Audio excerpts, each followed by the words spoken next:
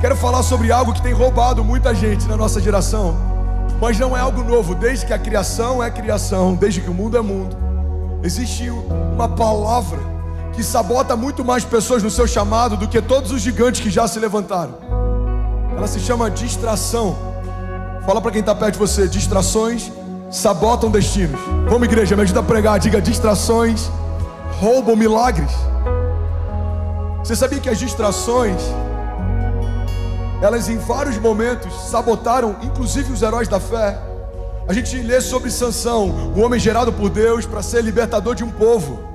Termina sua história como um palhaço nas mãos dos seus inimigos. Qual foi o erro de Sansão?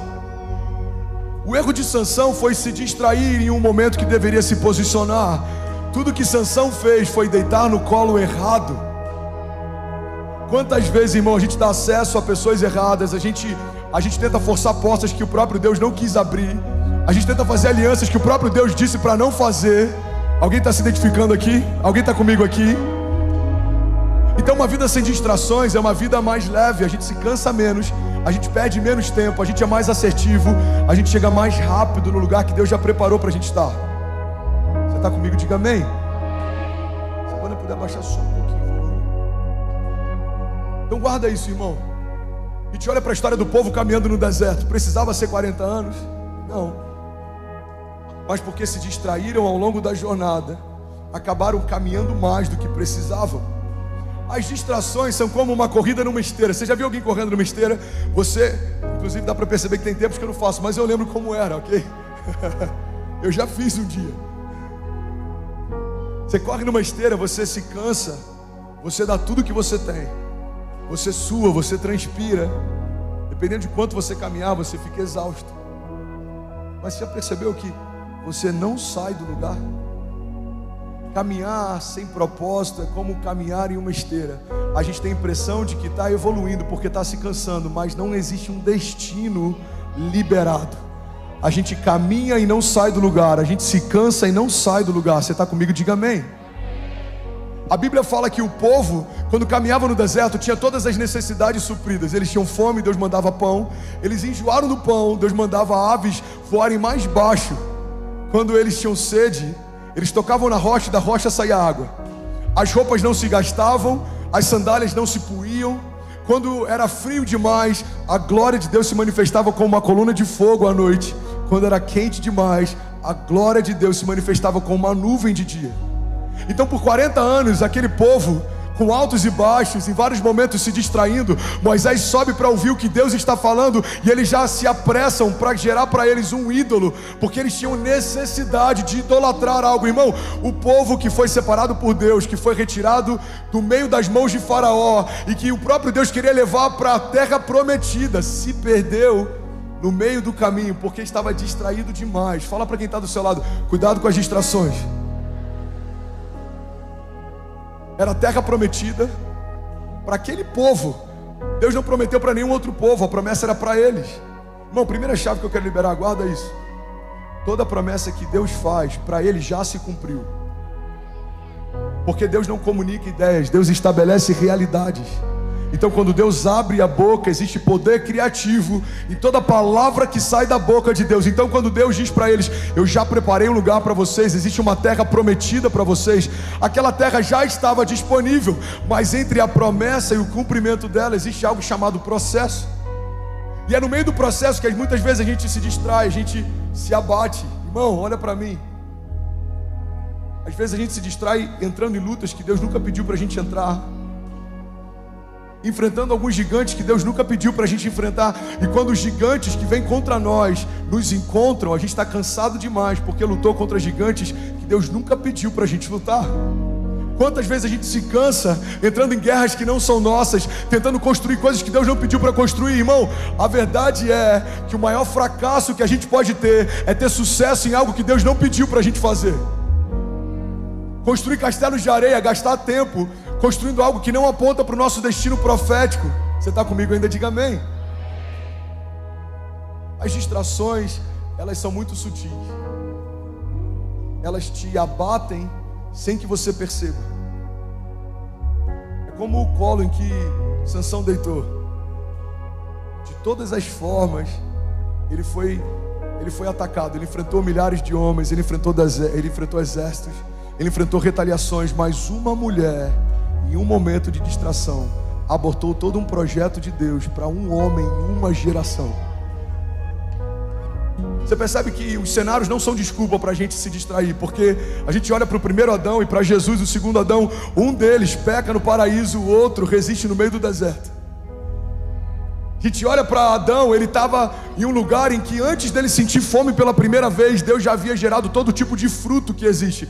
Antes de Adão saber o que era fome, ele já sabia o que era fruto. Pelo amor de Deus, igreja, alguém vem comigo? Deus já supriu toda a necessidade de Adão antes da necessidade chegar. Ele coloca a criação no lugar preparado, num jardim fechado, climatizado. Ele tinha tudo o que precisava, e ainda assim, uma distração fez com que ele perdesse tudo aquilo que Deus já havia dado para ele. A gente olha para a história de Jesus, no meio do deserto, depois de 40 dias, com fome e com sede. O inferno não envia qualquer tipo de distração, é o próprio Satanás que vai para distraí-lo. E usa a própria palavra como base para isso. Irmão, guarda isso. E se você tem chamado, isso pode abençoar a tua história. Tem alguém aqui que tem ministério? Levante sua mão, por favor. Isso foi uma das palavras que mais gerou temor na minha vida. E é por isso que eu sempre prefiro construir uma igreja local do que construir um ministério sozinho. Você sabe qual foi a primeira tentação de Jesus? Transformar pedras em pão. Ele está com fome. O inferno vira para ele e fala, Satanás vira para ele e fala, você não está com fome? Você não é filho de Deus? Se você é filho de Deus, dá uma ordem, transforma essas pedras em pão. Primeira tentação é a gente usar do dom para suprir a necessidade.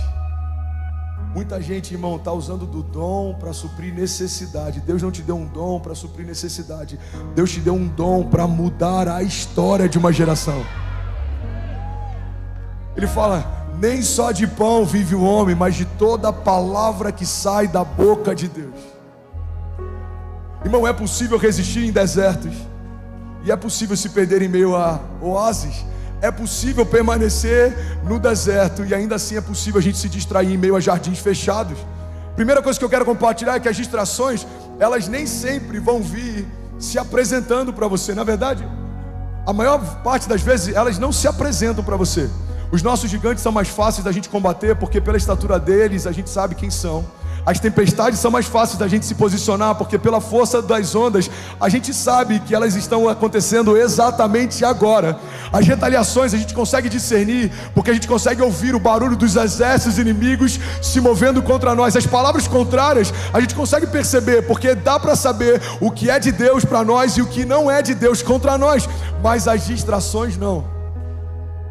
A Bíblia diz que em alguns momentos elas vêm em forma de raposinhas. As raposinhas sabotam casamentos, ministérios, chamados. Você sabe por que a Bíblia fala a respeito de raposinhas?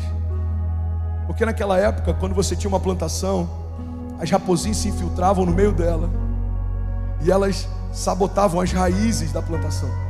Então, pelos olhos naturais, você via a plantação e estava tudo bem. Mas a verdade é que não tinha mais raiz para sustentar o que foi plantado ali. Só está vendo alguns rostinhos falando, meu Deus, fala Deus. Deus está falando com alguém aqui nessa noite. Existem vários tipos de distração. As raposinhas trabalham sabotando você sem você perceber. Pode ser alguém próximo, pode ser um conselho que pareça um bom conselho, pode ser uma opinião que pareça uma boa opinião. Mas a grande verdade é, eu quero que você guarde isso, irmão, e medite nisso em nome de Jesus, que é melhor a gente ter uma palavra de Deus do que um bom plano. Eu prefiro uma palavra de Deus do que um bom plano. Eu prefiro um conselho de Deus do que uma boa opinião. Eu prefiro uma promessa de Deus do que uma promessa que alguém me fez. A gente precisa, em algum momento da nossa jornada, decidir quem que a gente vai ouvir, a opinião dos outros ou a promessa de Deus. Aquilo que os outros acham ao meu respeito ou aquilo que o Senhor já falou ao meu respeito. Você está comigo? Diga amém. E aí, tudo bem? Você acabou agora de assistir um vídeo. Se você ainda não está inscrito, já se inscreve também no nosso canal, ativa esse sininho aqui embaixo de notificação e toda vez que eu fizer uma live ou estiver transmitindo uma mensagem ao vivo, você vai ser um dos primeiros a saber. Mas eu deixei mais 2 indicações aqui que eu espero que façam muito sentido para você. Então já aproveita e clica para assistir a próxima mensagem, beleza? Seja bem-vindo ao time de incendiários e eu espero de verdade que essas mensagens mudem a sua vida como elas têm mudado a minha também. Até a próxima. Valeu!